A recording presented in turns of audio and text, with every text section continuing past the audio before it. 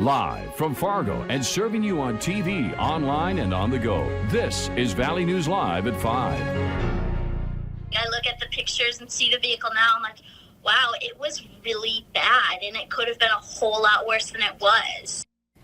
A Minnesota woman is saying she's glad to be alive today. She was on her way back home to Red Wing, Minnesota, when ice flew off another vehicle and smashed her windshield. The woman is okay, but now she wants others to learn from her incident. Valley News Team's Callie Hubbard spoke with her about the traumatic experience and why you should clear off your car before you hit the road. Many are counting their blessings this season. All of a sudden, I saw this ice block. Sophia DiNatale says she's just grateful to be alive. I was like, okay, I thought it was just regular snow. I didn't think anything of it, and all of a sudden it smashed straight through my windshield. A 2-foot piece of ice shattered through the driver's side, cutting up DiNatale's face and head. I got very lucky. Everybody at the scene said, it could have been a lot worse, I could have been killed. I decided to show the aftermath to people in the metro. Oh my God.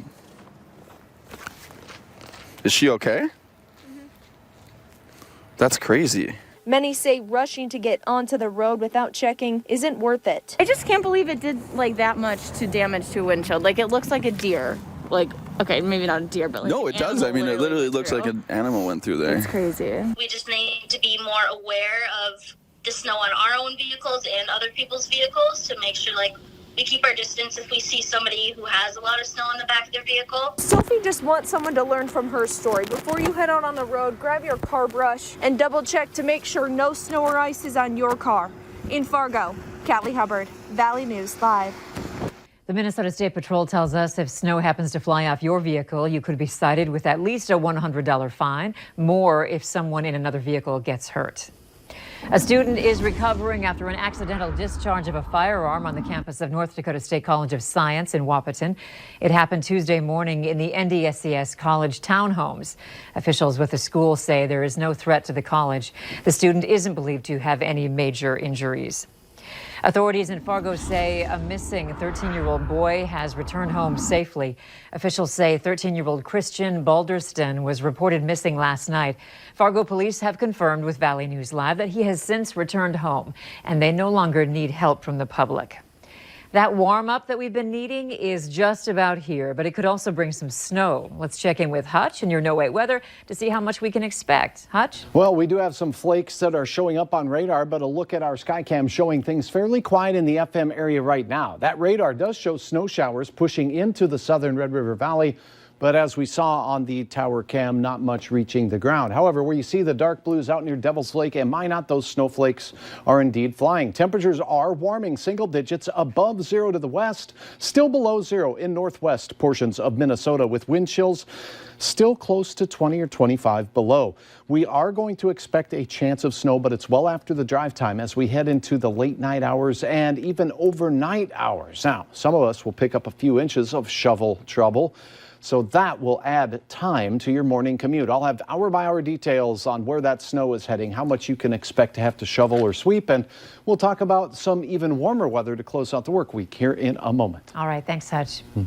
Tonight, the House Judiciary Committee will meet to start debating the articles of impeachment unveiled yesterday, charging President Trump with abuse of power and obstruction of Congress. Overnight, President Trump fired back at Democrats after being formally charged with high crimes and misdemeanors. President Trump is now just the fourth president in U.S. history to have articles of impeachment drawn up against him.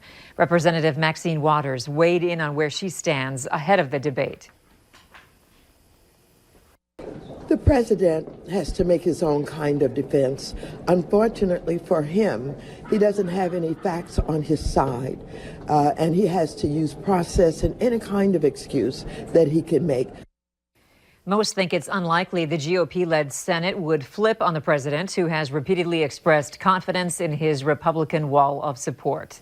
The National Association of Attorneys General held their annual forum this week in the nation's capital to tackle pressing issues like vaping, artificial intelligence, and human rights.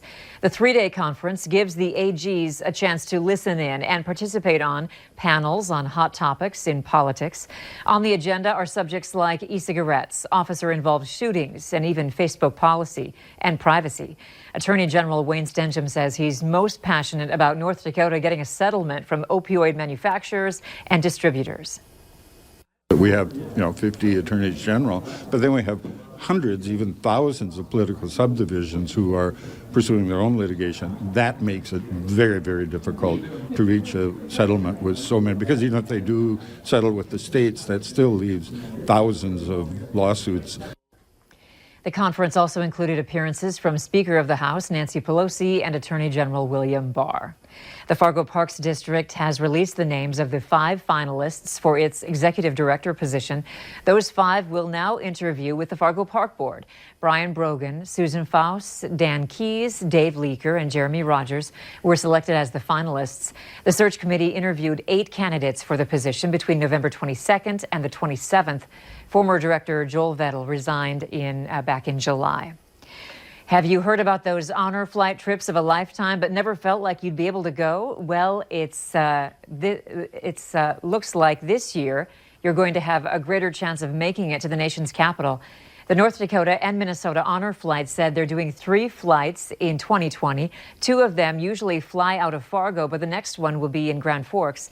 They also say they're taking more Vietnam vets this time around. Well, the Vietnam vets have been saying, when can we go, for years, and now we finally get to tell them now.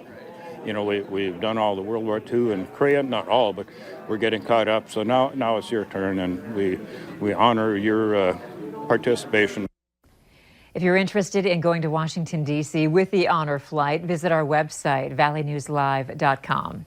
Exciting news for the Bison. North Dakota State quarterback Trey Lance has been named the winner of the Stats FCS Jerry Rice Award as the National Freshman of the Year in the NCAA's Football Championship subdivision.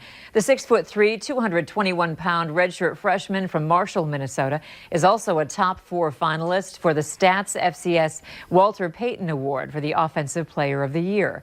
The awards will be presented at the Stats FCS Awards Banquet on January 10th in Frisco, Texas. Lance is the first NDSU player to win the award. And speaking of Bison football, they'll be at home this weekend against the Illinois State Redbirds. The game starts at 11, live from the Fargo Dome, and can be watched on ESPN. Also, don't forget to tune in for the Farmers Union Insurance Bison football pregame show at 10 a.m. on KVLY. And then at 10:30 Sunday morning, you can catch the Coaches Show with Matt Entz on KX4.